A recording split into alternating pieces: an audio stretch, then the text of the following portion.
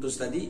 Jadi di dalam agama Islam ini banyak hadis yang menganjurkan kita untuk bekerja seperti yang Pak sampaikan tadi, yadul ulya khairum min yadis sufla, ya, tangan di atas lebih baik daripada tangan di bawah. Tadi juga ada hadis yang diriwayatkan oleh Abu Hurairah bahwasanya kalau kita memiliki sebidang tanah atau sawah maka hendaklah ditanami. Ya, kalau kita tidak memiliki atau tidak memiliki kemampuan atau tidak bisa menanam dan segala macam, maka serahkan kepada orang lain. Nah,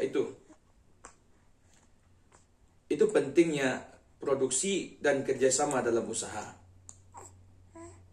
Bahkan hadis lain juga mengatakan pentingnya produksi dan kerjasama ini adalah man kanat lahu ardun falyazra'ha aw liyamhaha akhaha fa in aba falyumsik ardah. Jadi hadis hampir sama ya, artinya memang kalau kita memiliki sawah dan ladang maka silahkan tanam, ya, silahkan berproduksi, apakah itu pokok, tanaman tua, tanaman muda dan segala macamnya.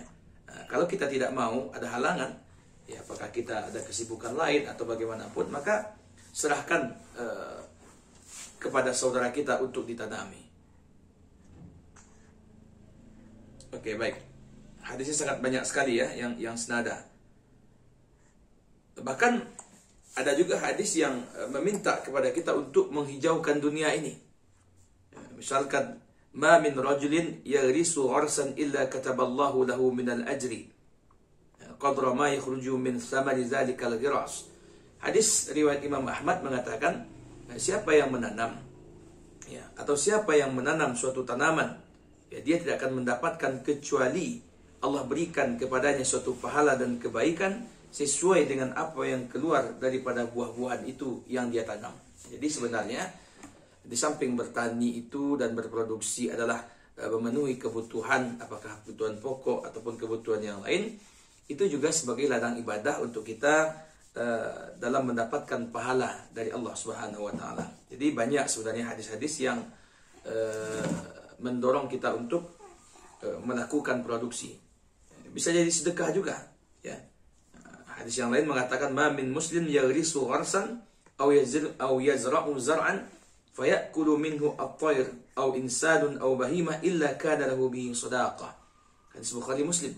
Ya, tidak ada seseorang yang menanam, ya, atau berusaha memproduksi maka dimakan hasil tanaman itu oleh burung atau diambil oleh manusia atau binatang ternak kecuali itu bagaikan sedekah baginya. Nah, jadi mungkin ini yang agak kurang pemahaman di masyarakat kita selama ini mungkin, ya, ketika dia kehilangan, ketika diambil orang, dia marah-marah dan kadang-kadang sampai mengumpat dan segala macam. Ya, sebenarnya kalau dia ikhlaskan, kata Nabi, itu adalah sedekah. Hatta sekalipun kalau ada burung yang memakan padi, ya kan, sudah kita jaga misalkan. Kalau besok di kampung lah sore-sore itulah kita halau burung segala macam, tapi tetap masih ada yang dimakan. Jadi kata Allah itu adalah sedekah. Ataupun dimakan oleh binatang ternak, ataupun diambil oleh orang segala macam. Nah, itu bagaikan sedekah. Ya, baik. Banyak sebenarnya hadisnya, ya. Baik. Lalu apa tujuan daripada produksi? Ya, tentu tujuan daripada produksi menciptakan kemaslahatan individu dan kolektif. Jadi tujuan daripada produksi itu jelas menciptakan kemaslahatan baik untuk pribadi ataupun untuk kelompok, baik untuk sendiri ataupun untuk bersama. Apa kata Nabi? Hadis riwayat Ibnu Majah, ma kasaba ar-rajul kasban atyab min amalihi wa yadihi.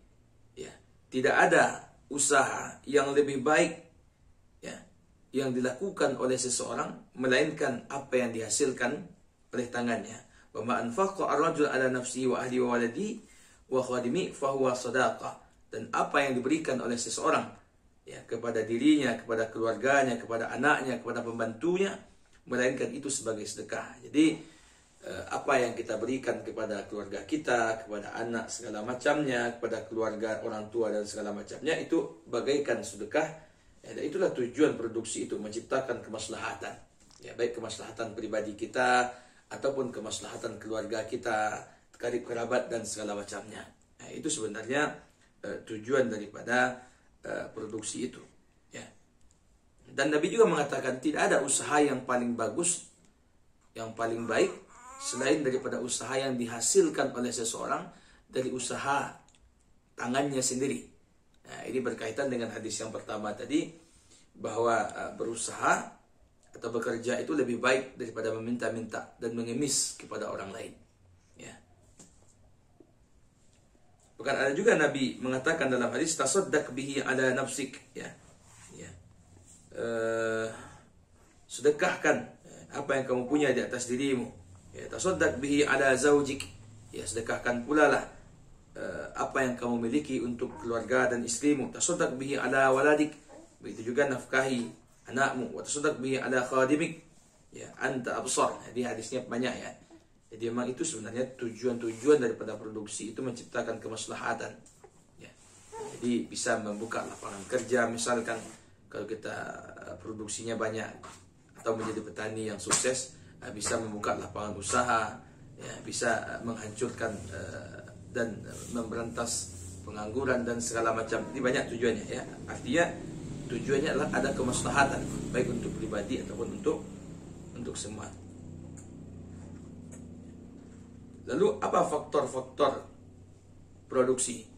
Nah, yang pertama adalah sumber daya alam. Ya. Yang kedua tenaga kerja, ya, yang ketiga modal, yang keempat organisasi. Ya, baik. Yang pertama, faktor-faktor produksi adalah sumber daya alam atau SDA. Ini sesuai dengan hadis, man ahyal arda mayyitan fahiya lahu, ya, wal yansa li'irkin zalim haqqun. Ya. Man ahya arda mayyitan fahiya lah. Ya, siapa yang menghidupkan tanah yang mati, maka dia baginya. Ya. Artinya kalau ada tanah yang belum digarap atau belum ada tanah yang belum dimiliki termasuk oleh negara atau apapun, artinya tanah ini belum bertuan, nah itu bagi orang yang menghidupkan itu. Nah, ya. Atau dalam hadis yang lain Nabi mengatakan, anna Rasulullah sallallahu alaihi wasallam qadha anna al-ardha ardullahi wal ibada ibadullahi wa man ahya mautan atau wa man ahya mawatan fahuwa ahaqqun bih. Bahwasanya Rasul sallallahu alaihi wasallam mengatakan bahwasanya tanah dan bumi ini adalah milik Allah dan hamba ini semuanya adalah milik Allah, dan siapa yang menghidupkan tanah yang mati, ya, maka dia berhak di atas tanah itu. Ya. Dan yang berhubungan juga dengan tenaga kerja. Mohon maaf, itu yang pertama ya. Jadi yang pertama sumber daya alam. Di faktor-faktor daripada produksi itu yang pertama sumber daya alam atau SDA. Yang kedua adalah tenaga kerja. Ada hadis yang diriwayatkan oleh Imam Bukhari, apa katanya? Salasatun ana khasmuhum yaumal qiyamah. Jadi apa kata Rasul? Ada 3 orang, aku ini menjadi musuhnya pada hari kiamat. Jadi ada nanti 3 orang yang menjadi musuh Nabi pada hari kiamat. Siapa saja? Yang pertama, rajulun a'ta bi thumma ghadar. Yang pertama adalah seseorang yang memberi atas namaku kemudian dia mengkhianatinya. Ya, jadi ada seseorang yang memberi atas nama Nabi kemudian dia berkhianat. Yang kedua, warajulun ba'a harran fa akala thamanah. Ya. Yang kedua adalah seseorang yang menjual orang yang merdeka kemudian dia memakan hasilnya. Jadi kan orang merdeka kan tidak boleh diperjualbelikan, ya. Yang diperjualbelikan itu adalah budak. Nah, tapi masa perbudakan kan sudah dihapus. Ya. Tapi kalau ada orang yang menjual orang lain seperti human trafficking, lalu dinikmati ke uangnya, jadi itu adalah musuh Nabi nanti pada hari kiamat. Ini tak boleh menjual orang ya. Kan sekarang banyak itu ada eksploitasi anak di bawah umur, ya kan? Atau kadang-kadang menjual bayi, kan ada kan? Dengan himpitan ekonomi, apapun alasannya. Nah, itu orang yang menjual manusia merdeka itu akan menjadi musuh Nabi nanti pada hari kiamat. Jadi siap-siap saja nanti bermusuhan dengan Nabi di yaumil akhir. Nah, terus yang ketiga, siapa musuh Allah? Warajulun, dan musuh Nabi, warajulun istajara ajiran. Seseorang yang mempekerjakan orang lain, fastaufa minhu, selesai dia bekerja, walam yu'ti ajra, kemudian dia tak berikan upahnya. Hati-hati ini. Jadi nanti Anda kalau jadi pengusaha, jadi pebisnis dan segala macam, kalau memiliki karyawan, kalau memiliki tenaga kerja atau anak buah dan segala macam, jangan ya menunda-nunda memberikan upahnya.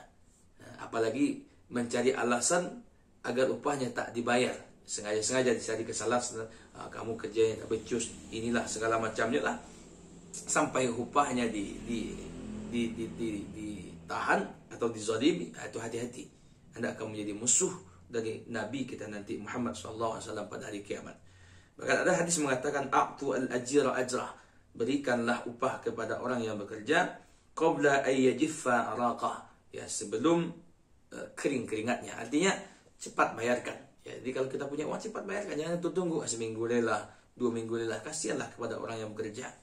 Apalagi kalau itu menjadi harapannya untuk makan di hari selanjutnya. Sementara kita tunggak-tunggak, sementara kita tak memberikan kontan dan langsung. Ya. Ya. Bahkan Nabi juga mengatakan dalam hadis, kana an-Nabi sallallahu alaihi wasallam, ya kata Umar bin Amir, ya, dia mendengar Anas pembantu Rasulullah SAW berkata, apa kata Anas? Nabi itu kalau berbekam, walam yakun yazlim, dia tidak menzalimi orang yang membekamnya. Dia bayarkan upah. Jadi coba lihat Nabi. Ya, Nabi misalkan kalau berbekam, kalau berobat tetap dia bayar. Jangan mentang-mentang teman kita kan, tolong bekam cek, gratis yuk. Itu kalau mak dia aja namanya. Tidak boleh seperti itu. Atau misalkan teman kita membuka jasa pangkas rambut, jadi Anda manfaatkan dia kan, tolong gunting rambut, sudahlah gunting rambutnya gratis, jadi banyak pula minta yang lain. Itu nggak boleh sebenarnya seperti itu. Lain halnya kalau dia yang tak mau menerima. Tapi kalau kita yang tidak memberikan haknya, itu zalim namanya. Baik. Yang ketiga adalah modal. Ya. Apa kata Rasul? Anna Rasulullah sallallahu alaihi wasallam amila ahlal Khaybar bisyatri ma yakhruju minha min thamar aw zara'. Jadi Nabi dulu pernah mempekerjakan penduduk Khaybar dengan syarat setengah yang dihasilkan oleh tanaman milik mereka. Itu kan ada modal ya. Baik. Lalu yang keempat adalah organisasi. Ya. Jadi setiap usaha atau produksi harus terorganisasi. Ya, tidak asal-asalan. Misalkan setidaknya kalau kita bertanam sendiri harus terorganisir. Kalau bulan sekarang apa yang harus kita lakukan? Ini harus diberikan pupuk. Bulan selanjutnya apa? Harus dibersihkan dan disiang. Itu misalkan itu sekecil-kecilnya. Apalagi dalam skala yang besar. Idza kanu salasah falyu'ammihum ahadum wa haqqum bil imamah aqra'uhum. Ya, jika ada 3 orang maka pilihlah imam di antara mereka. Yang paling berhak menjadi imam adalah yang paling bagus bacaannya. Ini dalam masalah sholat ya. Dalam masalah bekerja sama organisasi juga begitu. Maka pilihlah yang ahli di bidangnya, yang amanah dan yang bisa dipercaya. Ya. Oke. Lalu ada rambu-rambu produksi dalam Islam. Apa saja yang boleh diproduksi dalam Islam? Ya, semuanya boleh diproduksi asalkan tidak halal. Asalkan tidak haram dan bertentangan dengan syariat. Jadi kalau bertentangan dengan syariat itu haram atau ada mudaratnya, berarti itu tidak boleh diproduksi. Sebagai contoh misalkan hadis yang disampaikan oleh baginda Nabi, apa kata Nabi? Naha an samanid dam. Nabi melarang kita memperjualbelikan darah. Jadi tidak boleh Anda membuka bisnis darah. Ausau kini mengumpulkan darah Jawi pak. Itu acaranya dijual pak per liter. Itu tidak boleh itu ya. Atau wasamanil kalbi, mohon maaf, tidak boleh juga memperjualbelikan wawau misalkan. Wakasbul baghi, ya. Tidak boleh juga usaha daripada pelacuran, contohnya. Wala'ana akilur riba wa mukilah.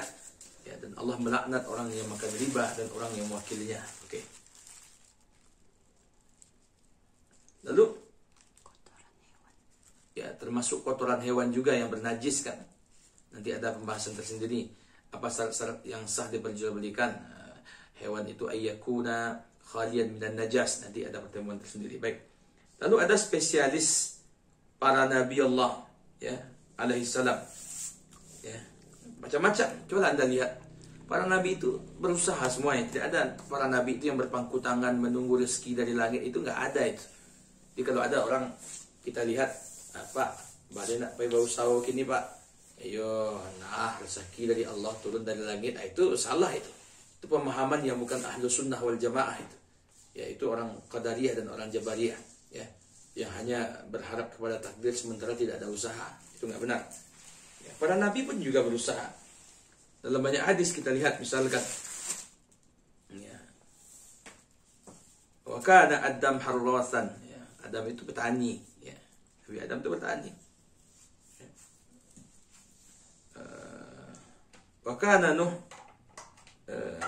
mohon maaf, ya. Ya, wa kana Nuh najjaran. Nuh itu tukang kayu. Di Nuh itu Nabi Nuh kerjanya ya tukang kayu. Ya seperti kita sekarang mungkin ya tukang sinso lah kan, menjual balok, ya kan, mabel dan segala macam. Ya asalkan Anda tidak merusak lingkungan dan mencuri hasil sumber daya alam saja, itu mungkin. Jadi wakana Idris khayyatan, jadi Nabi Idris itu penjahit malah. Nabi Idris tukang jahit malah dia, ya kan. Jadi ada usaha.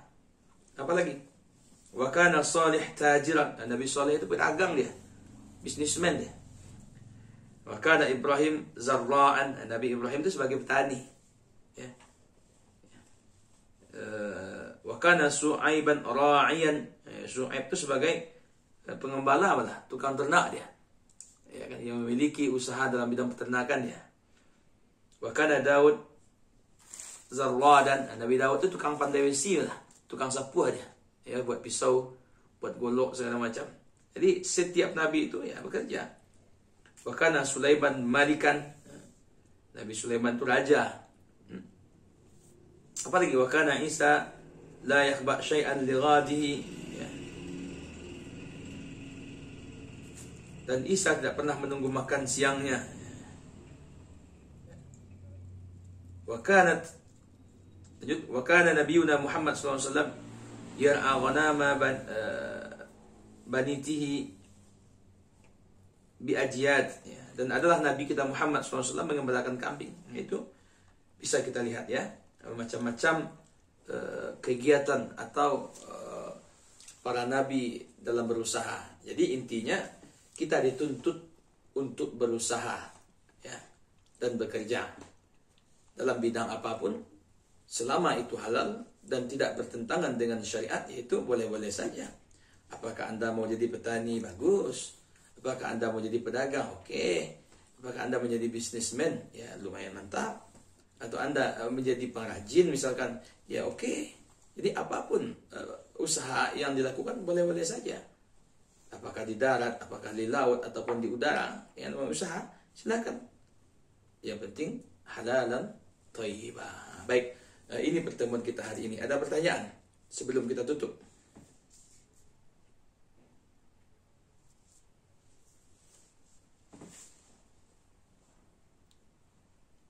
Baik, bagaimana, ada pertanyaan sebelum kita tutup?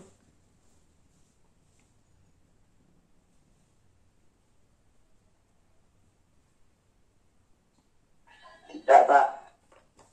Semoga tidak, Pak. Tidak ya? Baik, kalau tidak, pemakalah Bapak mohon tolong kirimkan resume dan buat laporan pertanggungjawaban kuliah kita hari ini ya. Kirimkan ke WA Group. Baik, mungkin ini saja dulu perkuliahan kita hari ini. Kita tutup dengan bacakan Alhamdulillahirabbil alamin. Assalamualaikum warahmatullahi wabarakatuh. Waalaikumsalam warahmatullahi wabarakatuh.